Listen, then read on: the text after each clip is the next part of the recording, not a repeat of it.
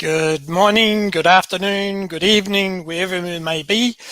It's great to be able to see you along on our live stream, or possibly a little bit later when you can watch the recording. Well, as we know, throughout our lives, being part of a high control group, the Jehovah's Witnesses, even when we leave, we find that we still struggle with lots of things. For us to keep on moving ahead, we need to wipe out some of those things that we feel guilty about, we feel sad about, we feel happy about in some cases. Well, today we're going to be looking at the aspect of guilt, the rational and irrational. Today we have a guest. His name, as you would have seen in the little intro, is Gary Alt. Good evening, Gary. Hey, Shane, how you doing? Good, mate. You had a good day? Yeah, so far. It's 7 o'clock my time, 7 o'clock p.m. my time. Yeah, we've just gone 1 o'clock here in New Zealand. Okay. So while we've got sun outside, we do have a little bit of wind. We are in autumn now, or fall, as you call it, and it's getting cooler. Anyway, yeah, that's fine. Yeah. Opposite here, we're 70 degrees here. So it's 1 p.m. tomorrow, though, right? It's 1 p.m. Sunday where you are. Yeah, we're Sunday, you're Saturday. Right. So, so guilt, rational, irrational. Tell us what the difference is. Well, the difference between rational and irrational is rational makes sense and has a use and can be good if used correctly. Irrational is like anything that's irrational. Irrational fears are they kind of they prevent us from doing things. So irrational guilt or any kind of irrational emotion doesn't really fit the situation and is just gonna keep us clogged up. Yeah, I guess that's how I would define it. So fair enough. Yeah. So when you talk about guilt, what are we actually saying? We've both come from the high control group of the Jehovah's Witnesses. Right. What are we actually saying that guilt is? How we live with it? Guilt is it's basically an emotion, a mode of emotion or an expression of emotion, where we feel badly about something we did wrong or something that we didn't do that we should have done. And it can be, as you said, irrational or irrational. It could be something deliberate or something that was an accident. Yep. And there are different degrees of guilt. But I think the important thing to recognize is that, especially if we have problems with guilt, because we were made to feel guilty pretty much all the time for doing bad things or not doing good things, not going out in field service enough or what have you, we might tend to think of guilt as like something we just don't want to have guilt. We just want to deal with guilt. And it actually can be healthy. It can actually protect us and protect other people, just kind of the same way that we feel pain if we touch a hot stove. What is that for? Why do we feel pain? It's because we don't want to touch a hot stove. It'll hurt us. It'll damage us. It might even kill us. And we could hurt other people as well. So it can be useful. So I think it's important to recognize the difference between healthy and unhealthy, rational versus irrational, lest we just throw it all in the garbage and say, I'm not feeling guilt anymore. I'm done. Yeah. Okay, so let's have a look at, say, an example that most of us who are watching the live stream have had to put up with. You're not doing enough hours in field service. Right. How's that work? Yeah, that was a killer because if you're going to allow, well, first of all, guilt was used as a tool by those in charge. It definitely was.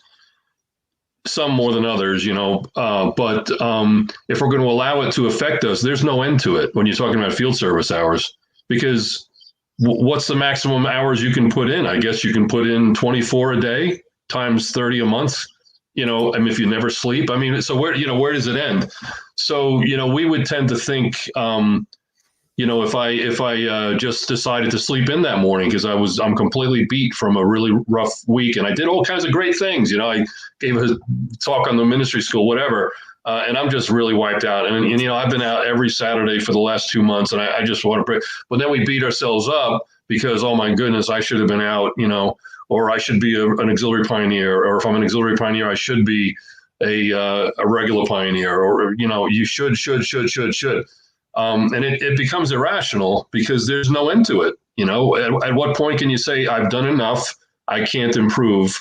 You'll never say that if you allow guilt to affect you that way. Okay. So we've come out from that high control group. We might drag that sort of guilt feeling with us. Is there a way to get rid of that? Yeah, I think the way I confront it, well, like if somebody comes to me and they have an issue with that, is I'll just ask, okay, well, guilt is not necessarily good or bad. It just depends, So what is it that you feel guilty about? Just tell me, what is it you feel guilty about? And the process of talking about it is going to really clear a person's mind. That's what coaching is all about. They might even realize just talking about it that it's not really the rational kind of guilt, is it? So just talking about it, like give me an example of something that, like what's bothering you right now, though, what do you feel guilty about? And whatever that might be. Okay, so let's talk about, like, did you actually do something wrong? What did you actually do wrong? And if the answer is nothing, then, there's no reason to feel guilt. Well, maybe you did do something wrong. Well, was it deliberate? Did you hurt a lot of people? Like what's the nature of it? Maybe it is something that guilt, a measure of guilt, is appropriate. Maybe. In that case, what can you do about it? Make an apology, perhaps. Make good on it. Try not to do it again. Okay, fine. There's a healthy way to approach it. But if we're talking about irrational guilt, that's basically a habit that we've carried over from being us, from guilt being used as a tool against us to get us to do things and not do other things. Then we probably have to have that conversation with ourselves or with the trusted person about what is it that we're actually feeling guilty about, why, and is it even rational to think that I really did something wrong? Okay. Moana, I notice you asked with regards to a question. You have one. Would you like to put it into chat? Okay, so just getting back to the guilt side of things, like they would use it with regards to field service. If we weren't doing enough, we should be getting out there. How would they use it when we weren't out in field service? Say, if we wanted to go to a theme park, maybe if you're in the States and you're in California or somewhere like that, and you want to go to Disney World. Right. Yeah. They use techniques. Right. So, I mean, who doesn't want to take their kids to Disney World or a local park or whatever? What's wrong with that? Everybody realizes there's a benefit to that. But we did it when we really could have been, the circuit overseer is coming and we planned this trip months ago, and now the circuit overseer is coming and we want to support him. We want to be out in the field ministry, and come on, he's going to be there every 6 months forever. There's going to be a new one every 3 years, but that's the way we're meant to feel. We didn't support the circuit overseer, or there was a big push for auxiliary pioneers that month, and like they wanted to have 20 and they only got 19. And we could have been the 20th one, things like that. But if I had just not done that Disney World trip, we could have done that next month or whatever. And instead of it being a wonderful thing, time we spent with our family, relaxation, something that's going to rejuvenate us so we can come back and go back to work or whatever it is, it made us feel guilty, So that was then. But then what about now? I mean, do we still guilt ourselves over things that are completely normal? And, doing just something for ourselves, maybe treating ourselves to a nice dinner out or something like that.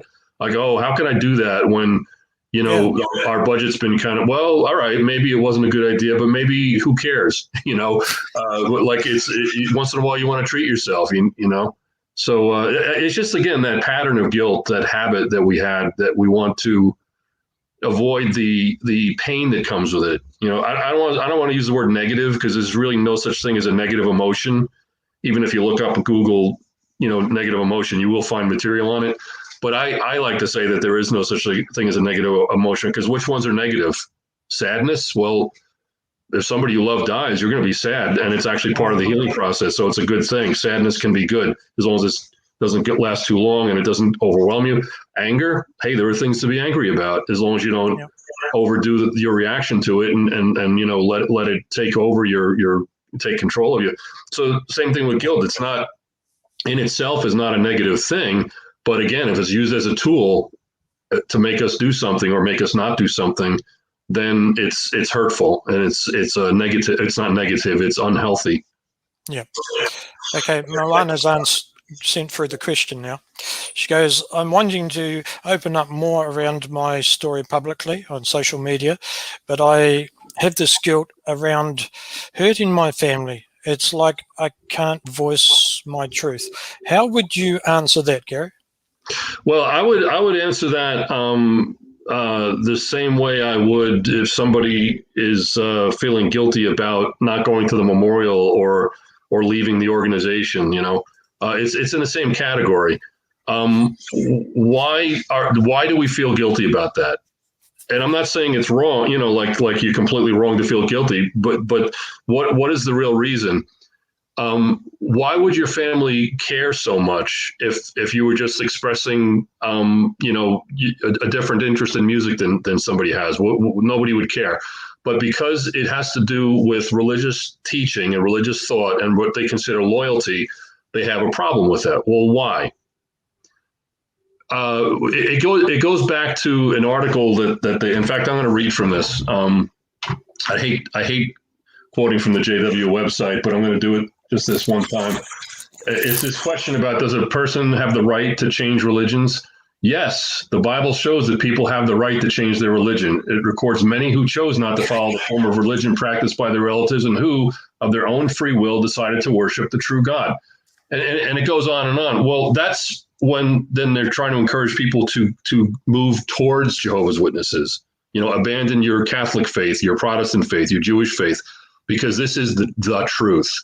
So it's okay. But what would they say if it was somebody who is a Jehovah's Witness or was, and is now their beliefs just don't line up anymore? Well, that's just, you're an apostate, so there's a double standard there. There's a kind of hypocrisy there. So do you want to feed into hypocrisy and allow it to control you?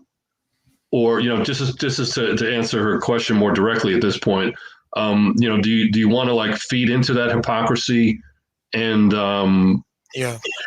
legitimize it? Like you mentioned, I can't voice my truth. Truth is a powerful word. I mean, they use it like this is the truth, which is ridiculous. But if you feel strongly about something is true to you, but you feel like you can't voice it, there's a problem with that, and that's not your problem; it's their problem. Now, I'm not saying it's going to be perfect. Like, they might shun you or whatever. There might be some fallout.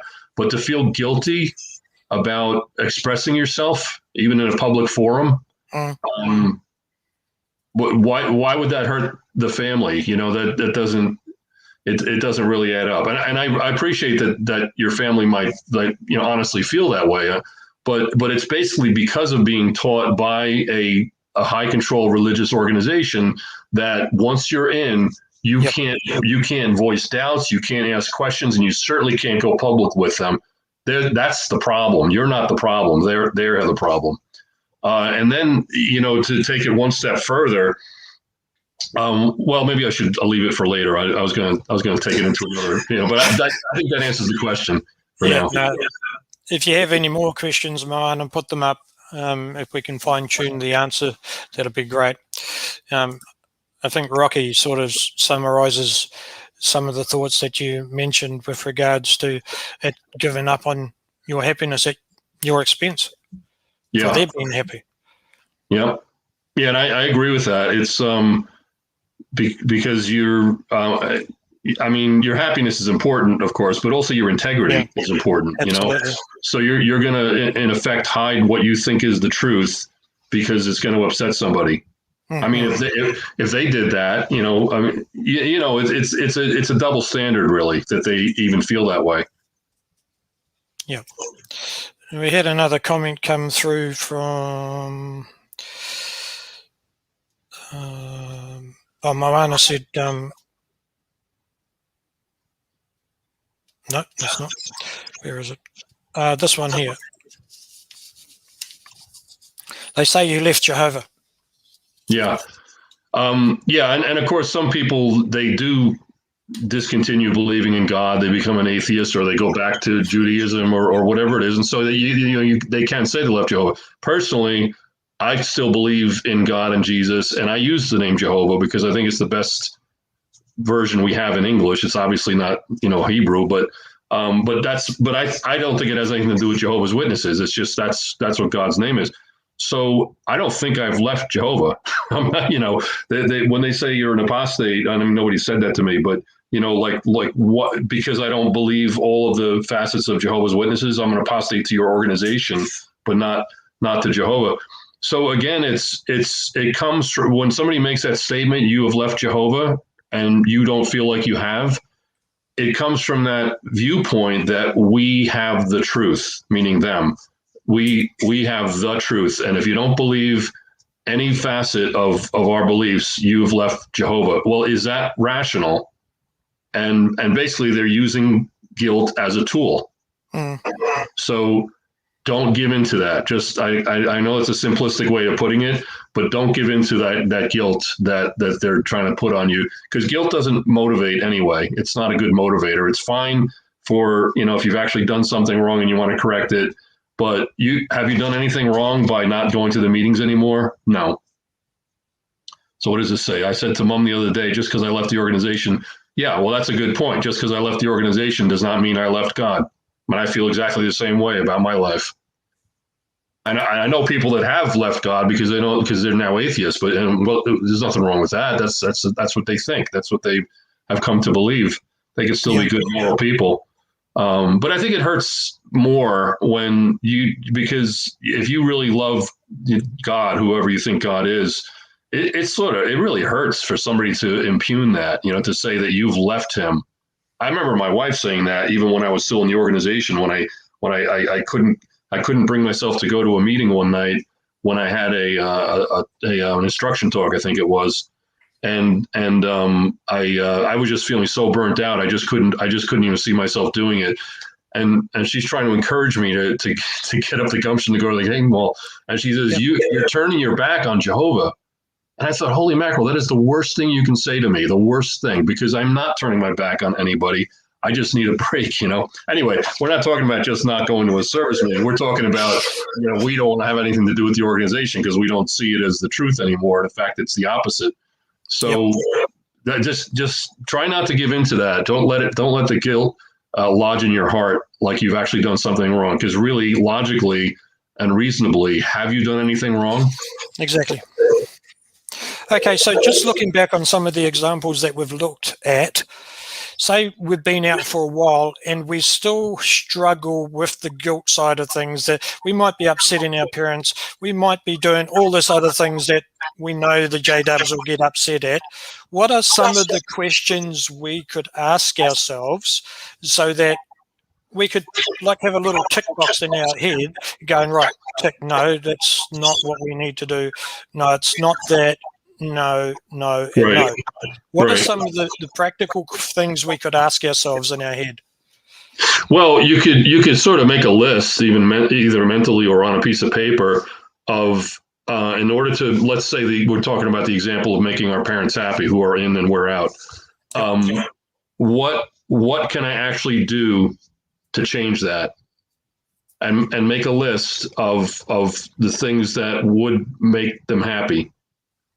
And then think about, can I really do that? Number one is going to be go to the meetings, go back, get reinstated. It's going to, that's going to be at the top of the list, because really, what can make them happy besides that?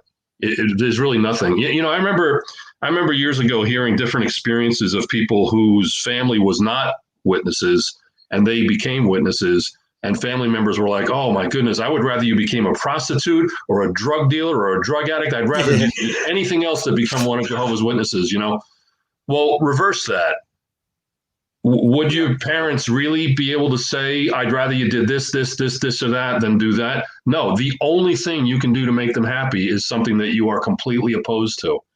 So I don't think you're going to have a very long list. It's going to be about 1 or 2 items long that to make my folks happy, I'm going to have to get reinstated. I'm going to have to go to all the meetings. I'm going to have to get baptized if I'm not already. I'm going to have to go out in the field ministry, all things that you don't believe in. So it's not a matter of, well, you know, maybe if I just, I don't know, didn't say Merry Christmas to them, they'd be, no, that's not going to make them happy. Or maybe if I stop smoking cigarettes, no, that's not going to make them happy. The only thing that's going to make them happy is reinstatement, baptism, going to the meetings. And if that's just not right to you, why do you want to compromise your integrity like that? That is very true.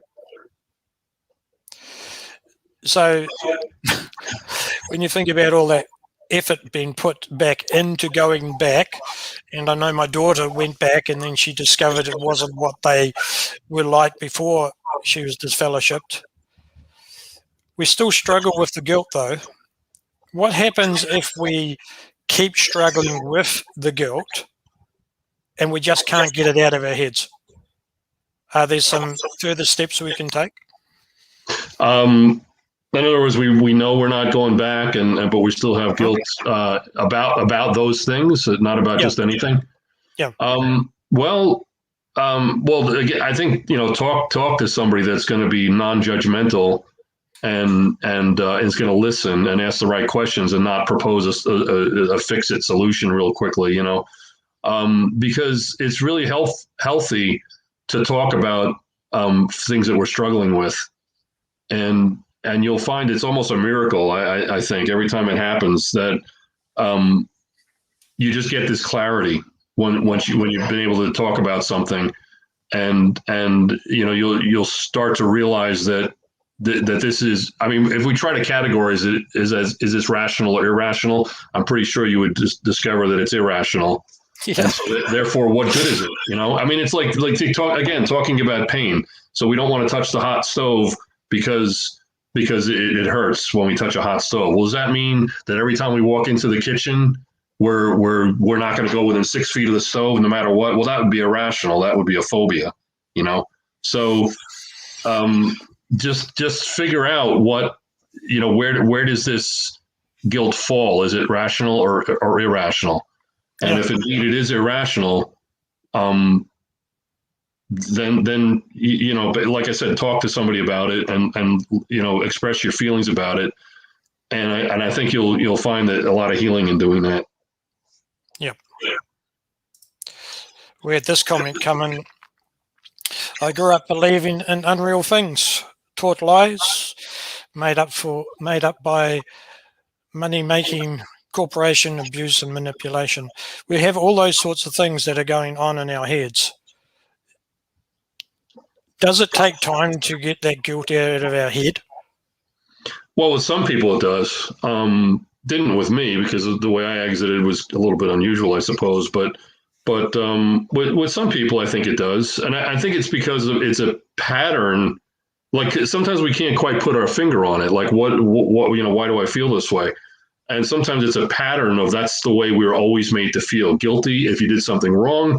Guilty if you didn't do something you're supposed to do. Guilt.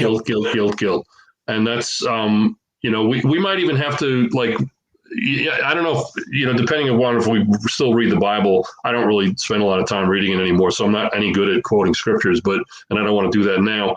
But there's this one expression that they used to use a lot, and I don't remember where it is, but the love of the Christ compels us. So his example of love and self-sacrifice and all he did compels us to, want to serve him and do all these wonderful things and put our brothers over ourselves and things like that. So that word compel, that's a scary word. Compel, like if you're compelled to do something, it may be something that you don't necessarily think you should do, or you don't want to do, or you can't do, but you feel compelled to do it. So that's where that unhealthy guilt can come in, is when we feel compelled, and that could be like retroactive, where it's like in our minds and in our hearts, that's the way we've always responded to things. And what we need to do is start new patterns of thinking, of not allowing guilt and other unhealthy emotions, or hurtful expressions of emotions. I'll put it that way, because, like I said, any of these emotions can be healthy in certain times, in certain instances, but not allowing that pattern to kind of, in other words, recognizing it when it comes. Like, what am I really feeling guilty about? What is it really that's bothering me? Is it really rational? Okay, so when it comes, you mentioned that you don't read the Bible much more. Rocky says that sometimes XJ-dubs make her feel guilty because she stopped believing in God. Is there a way to be able to handle that? Well, she mentions in her comment plenty of evidence from archaeology, artifacts, geology, biology, cosmology, anthology, etc. That's a lot of ologies. I mean, if you've studied those things, and I don't care, how exhaustively, but if you've studied them and you've come to the honest conclusion that there is no God, now I would disagree. I would come up with a different conclusion. But if that's your conclusion, that's your conclusion. What's wrong with that? It's not like you don't believe in a God. It's not like you hate Jehovah or something. You just don't believe in that anymore. So maybe you have to find something else to believe in. I don't know, but to me, it's important to be a productive. And by productive, I don't mean like you have to accomplish amazing, great things every day, but just to be a positive part of society wherever you happen to live. And it doesn't matter what you believe, whether you believe in a God or not, because that doesn't make God exist or not exist. Whether you believe in God or not does not make his or her existence real or not real.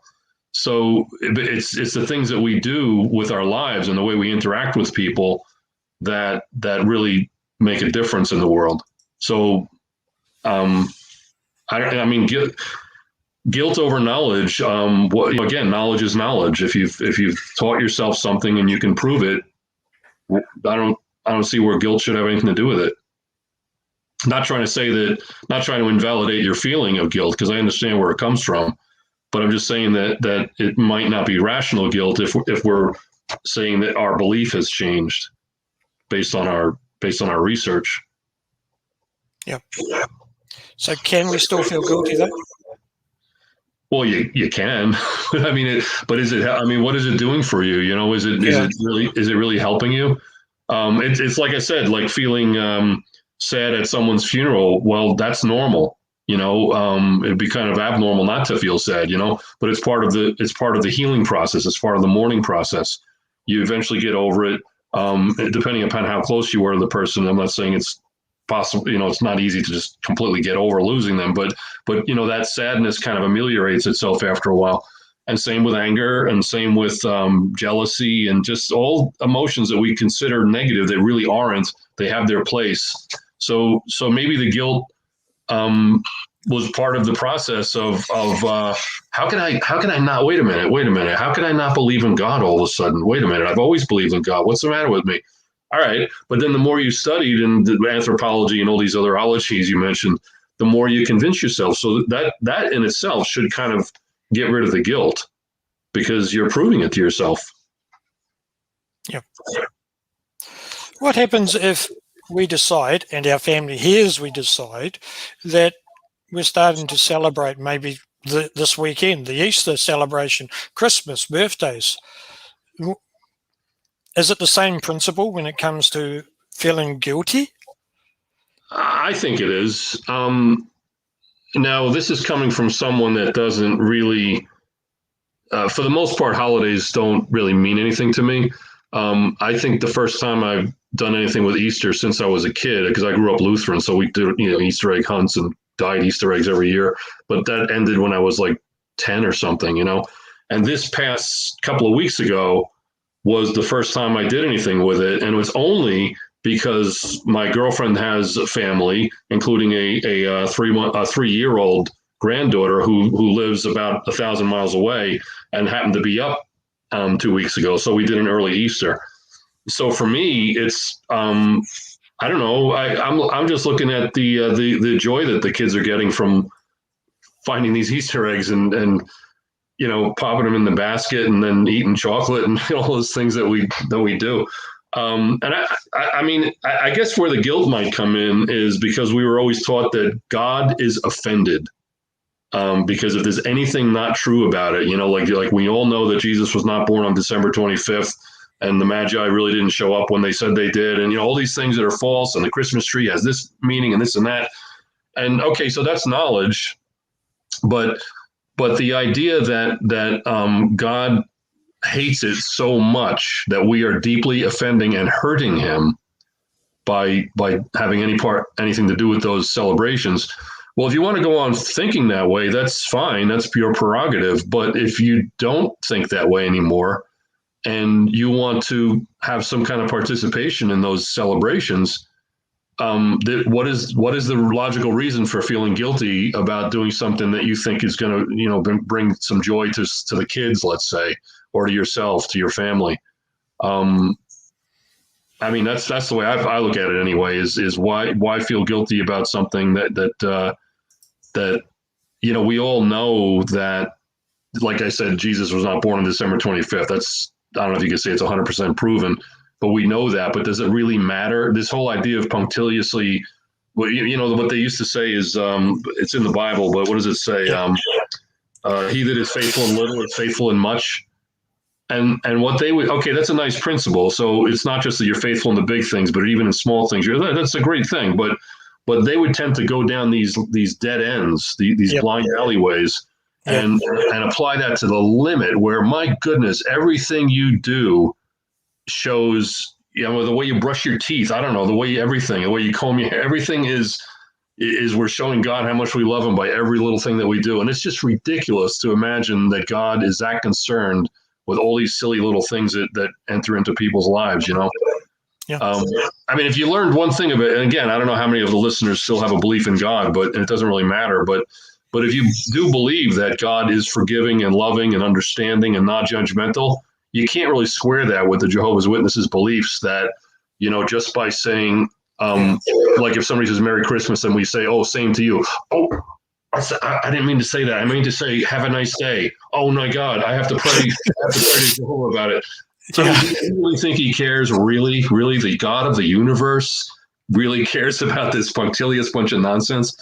So, there's, again, I'm not trying to invalidate anybody's feelings if you're struggling with guilt, but there are times when it's good to really think it out, maybe write it down, talk to somebody about it. Right. Rocky came back and she said, I don't feel guilty about stopping believing in God. A lot try to make me feel guilty, but I don't care. So the thinking that's coming back to her, is there a way that we can handle that? Let's see. Let me read that again. I don't feel guilty about it, but a lot try to make me feel guilty. So you're, I guess, in other words, kind of struggling with people trying to make you feel guilty, even though you don't feel guilty. I guess, I don't know if I interpreted that right, but because that could be a struggle in itself when people you do care about. I mean, I always say, if somebody cuts me off on the road and gives me the finger or something like that, I don't care. I'm not going to get excited and mad. It's just an idiot that I'll never see again anyway.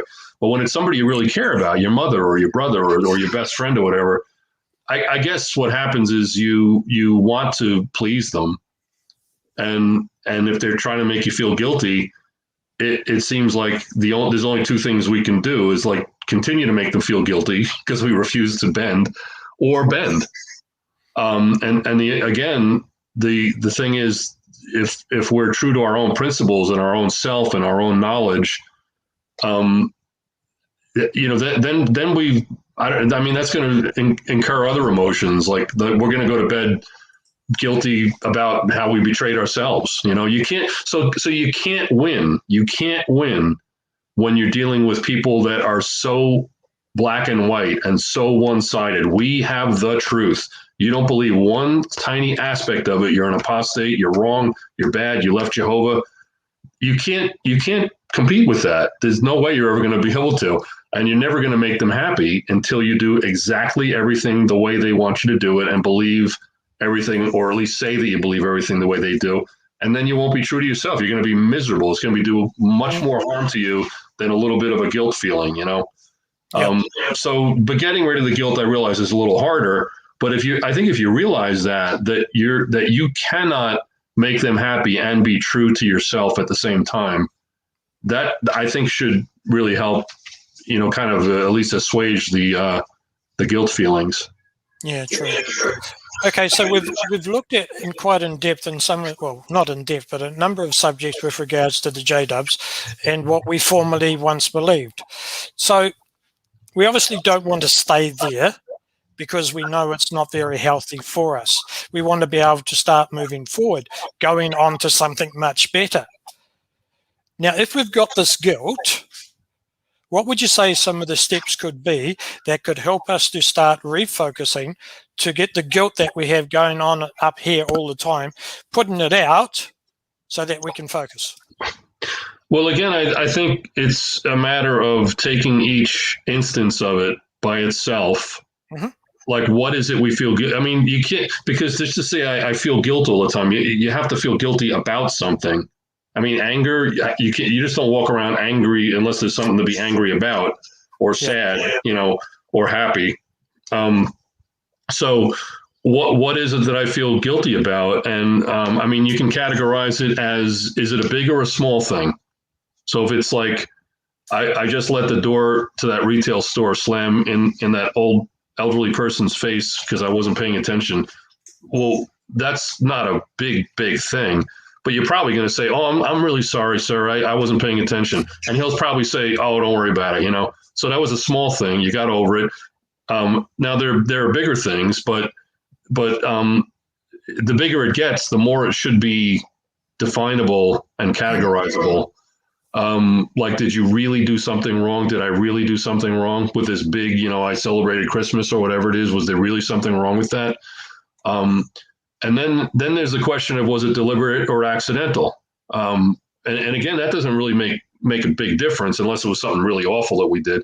But, you know, because like letting the door slam in the older person's face was probably an accident, and we felt bad and we apologized and we're done, you know, okay, fine.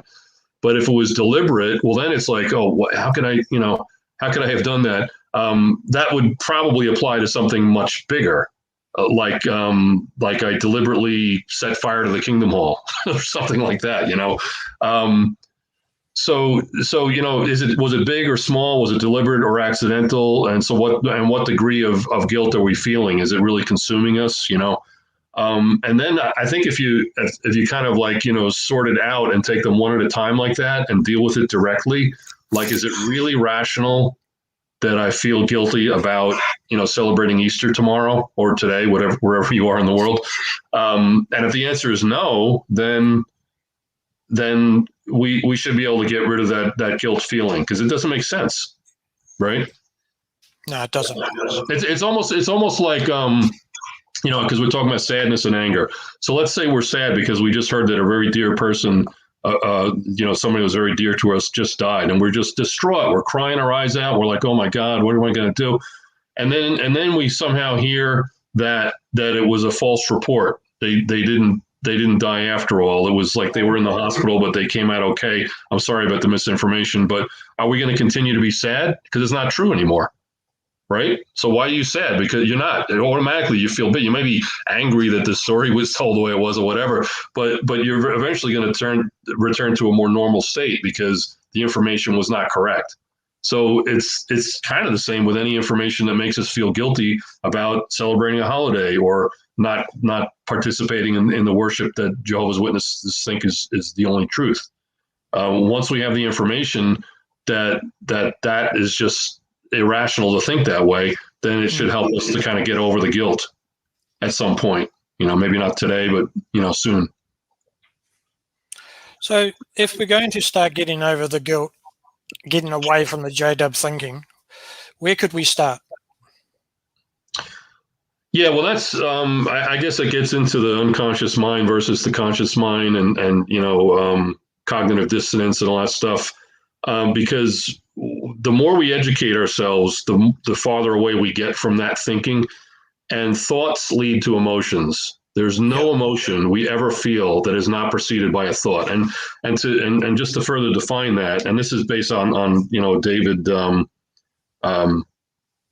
what's his name, David. David Burns, who's a renowned psychiatrist, that a thought has to be in our head for it to affect us.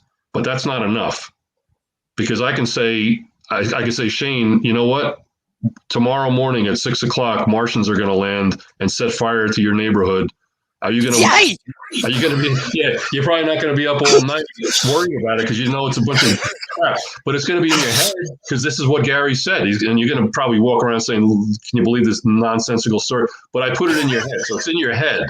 If you believe it, that's when it's going to affect you negatively or positively. Yeah. So it has to be in your head, and you have to believe it. So if you don't believe, and let me go back to your original question. Could you just restate it, if you don't mind? Restate it. The Martians have taken it from me. With regard to taking the steps to be able to work right. Yeah. So what I was getting at is realize. Okay, yeah, I'm sorry. I get a little carried away sometimes. So realizing that there is no such thing as any kind of an emotion unless a thought precedes it, whether it's happiness, joy, sadness, whatever.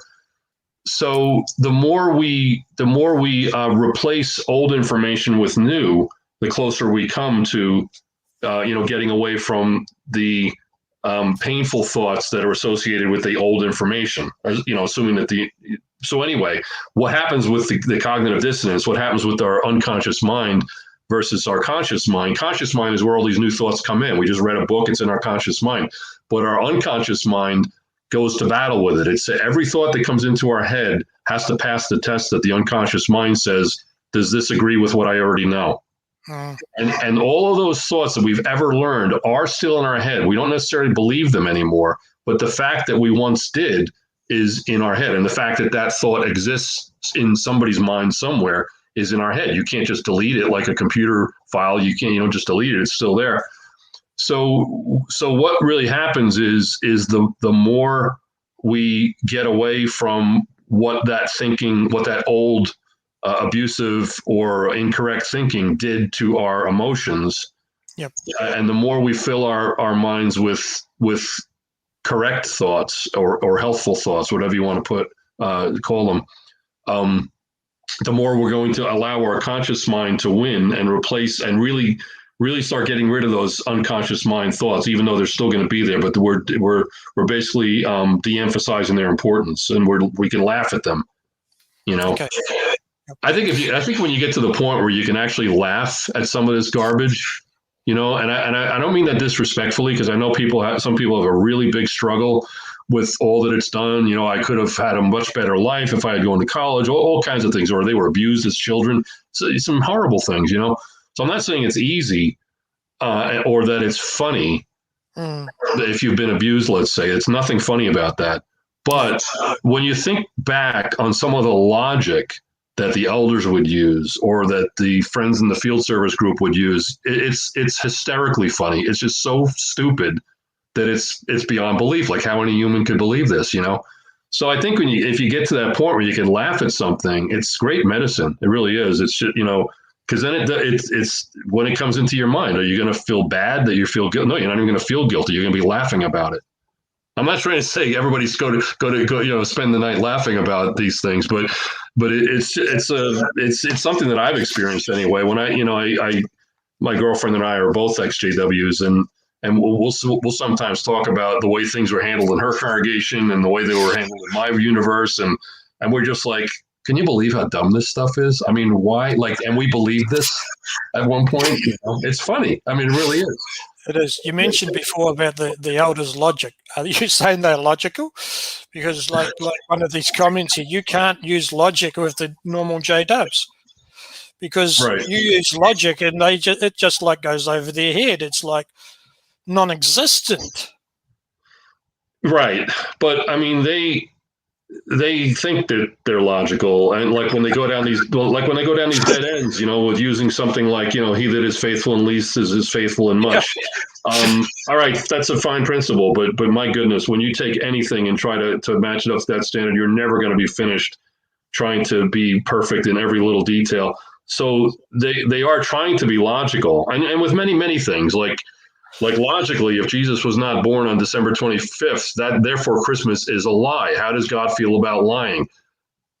That's logical according to a certain form of logic, but there's also the logic that says that if there is a God who they say who it is, that God is also forgiving, understanding, not judgmental. So do you really think he cares that much about whether we got the day wrong or something? So, it's just what path you want your logic to go down. And when they are very, very black and white and very one-sided, and they're absolutely convinced that they have the truth, which basically means not that just everything that they have learned is the truth, but that everything that they are going to learn from this organization is and will be truth.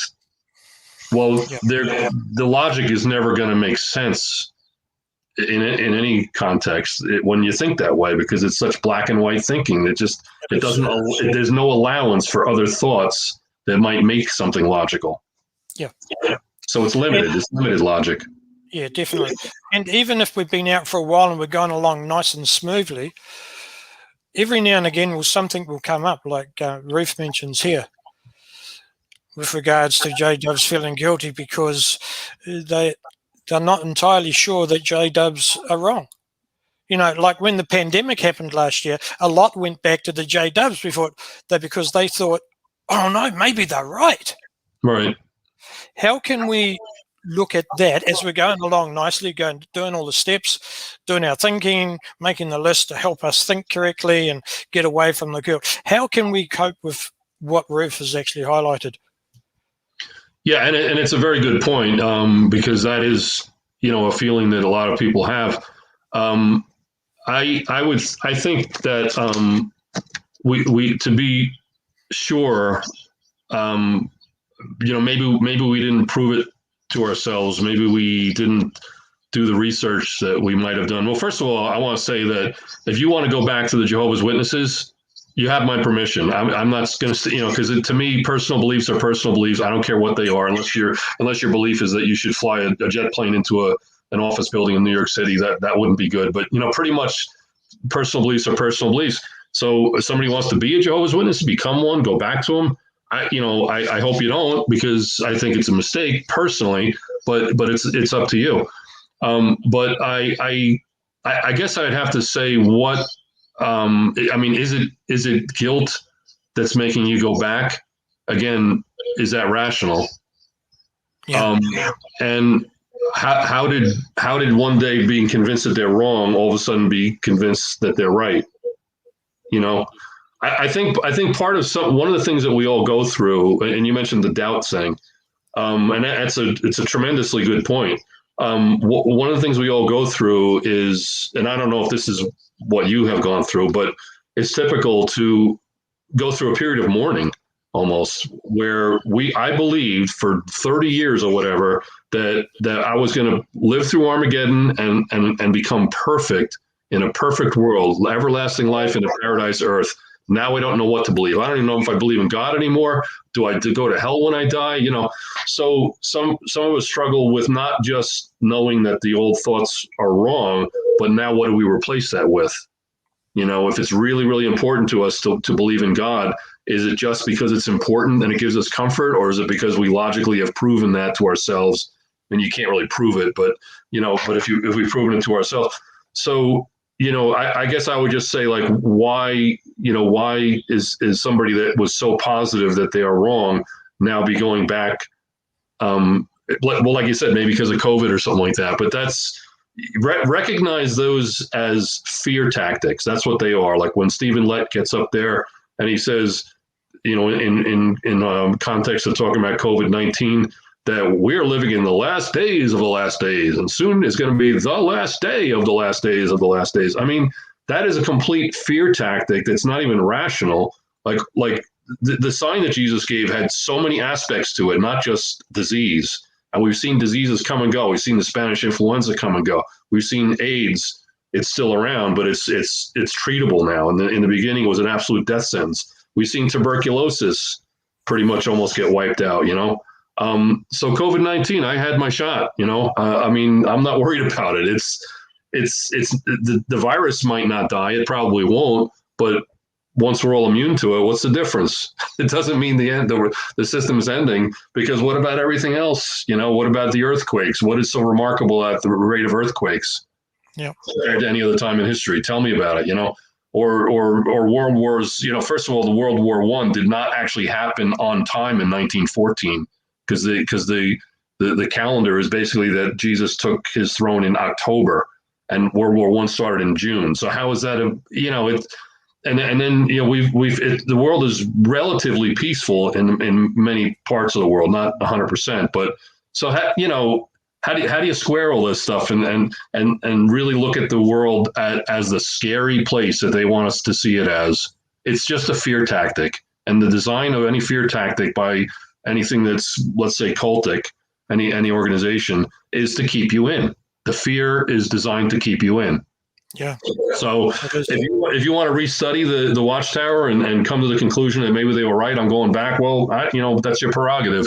But if it's based on fear or guilt, that's not going to. I'll tell you another thing about guilt. I think Shane and I talked about this earlier before the broadcast. And I'm going to relate it to the question.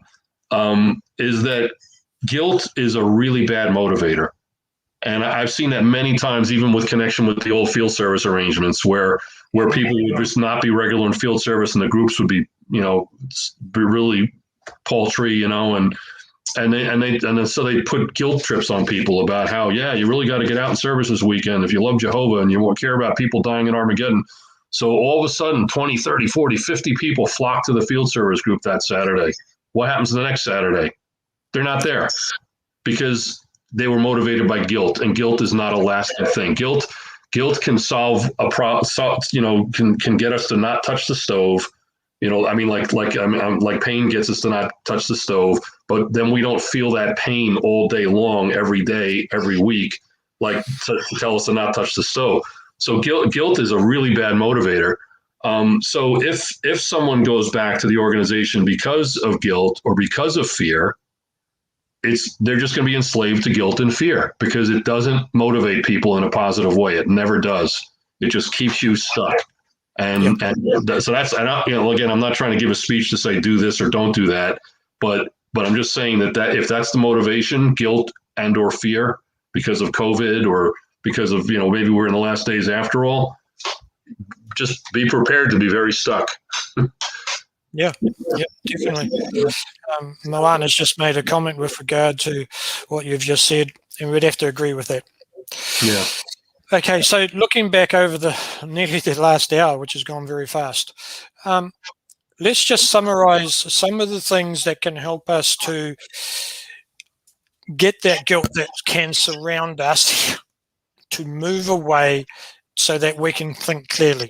Mm-hmm. You mentioned that it would be good. One of the things you said to do was research. Mm-hmm. What sort of things to research? Well, I mean, first of all, research your own mind. Like, what is it that I'm feeling guilty about? Specifically, what is it that I'm feeling guilty about? Yep. And is that rational or irrational? If it's irrational, throw it away. I'm not saying it's easy, but throw it away. If it's rational, well, why is it rational? Am I really wrong, or did I really not do something I'm not supposed to, or did I not do something I am supposed to do? What can I actually do about it? That's the other thing, is if we feel guilty because we forgot to pick somebody up or something like that, and there's nothing you can do. It's a done thing, So why go on feeling guilty about it? So analyze what it is. Is it rational to be guilty about it? And if it's not, forget it. If it is, okay, what can I do about it? What should I do about it? Did I do something wrong, or did I not do something right? And again, if it is rational, well, then do something about it. Maybe it means an apology, or it just means not doing something again. Like the guy that we let the door slam on the way into the store, maybe it's too late, but we just say, you know what? I got to stop being in such a rush all the time. I got to think more about other people. So do it, and feel good about it. I mean, if guilt is going to actually affect us in a positive way, and it can, if it's rational, to allow it to affect us in a positive way is to not repeat behavior that was wrong or destructive. And we all do it. We all do things every once in a while that were just wrong. That doesn't mean you're a bad person. And by the way, there's a big difference between guilt and shame. Like, shame is thinking, I'm a bad person. This is who I am. Guilt is saying, this is what I did. I want to make sure I don't do it again. Then it's healthy, because we're making ourselves a better person, and we're affecting the people around us in a positive way.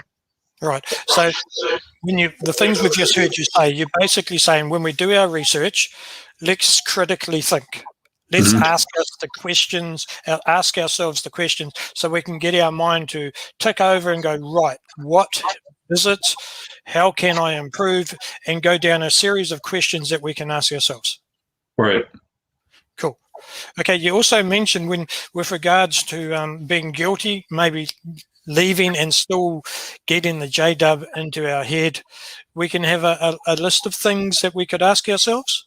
Right. Yeah. Like, ask yourselves, how all right, so these people are disappointed with me. They're upset with me that I've hurt them because I'm not there anymore. I've hurt them. What can I do to ameliorate that hurt? And I think it's going to be a very short list. It's going to be, I have to go back to the meetings. I have to get baptized. I have to get reinstated. I have to go out and serve it. That's going to, because nothing short of that is going to make them happy ever. So does it really make sense to try to make these people happy? Even if it's your parents. I'm not trying to insult anybody by saying it should be easy, because I know it's not. I know it. But the fact is that pleasing them is not going to be easy because you got to do everything they want you to do, and you don't believe in it anymore. So, just do that little exercise of writing down, what can I do to make them happy? Because would you agree what Karen says here in her comment? It really will get better. Is that the one you're talking about? Yep.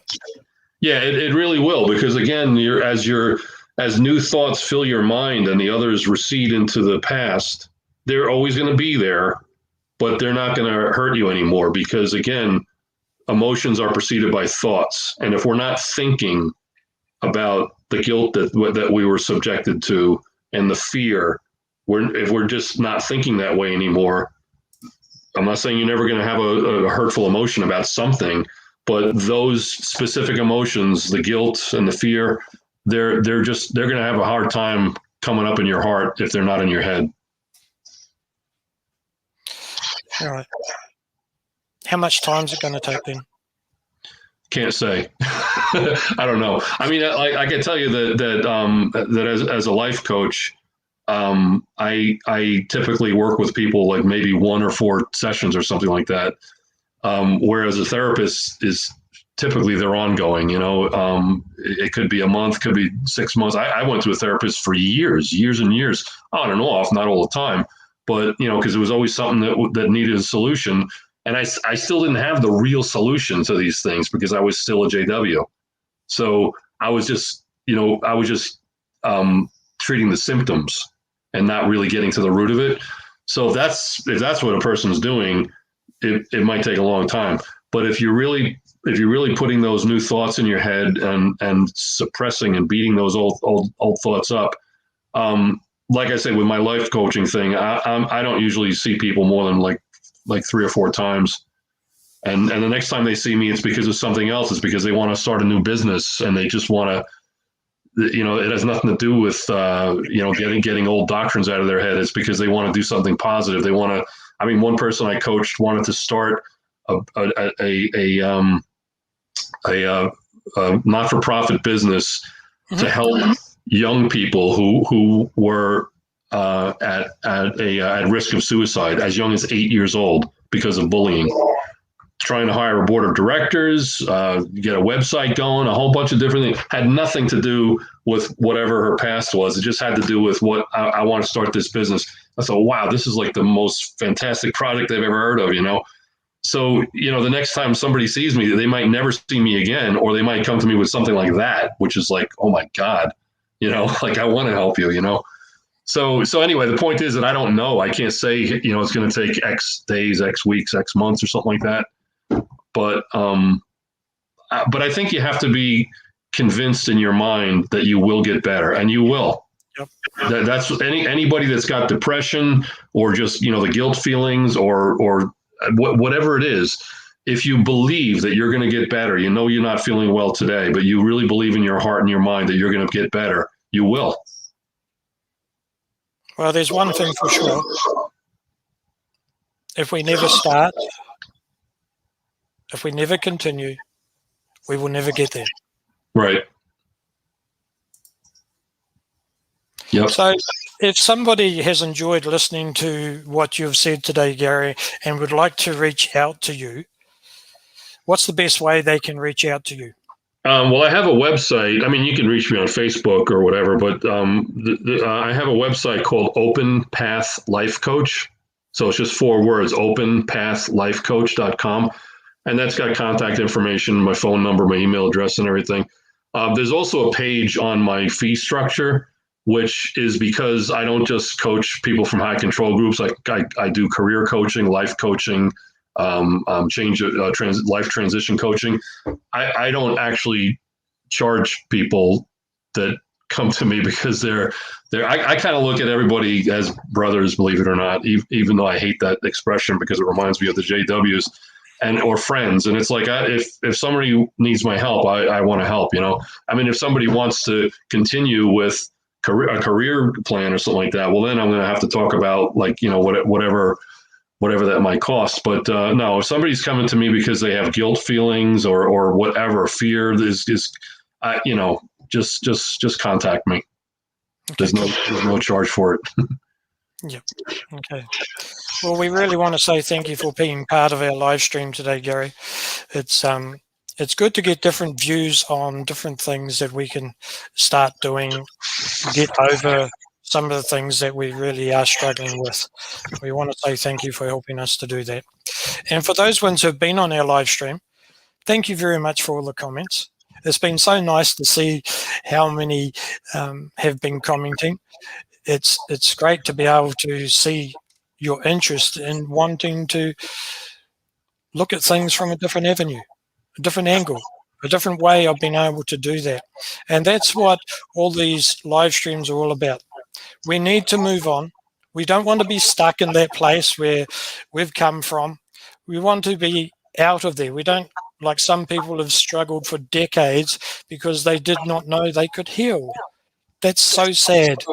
We want to be able to help. We want to be able to support. And we look forward to seeing you again. So thank you once again. Thank you. Do appreciate you being here, Gary. Just to give you a bit of a heads up for next week,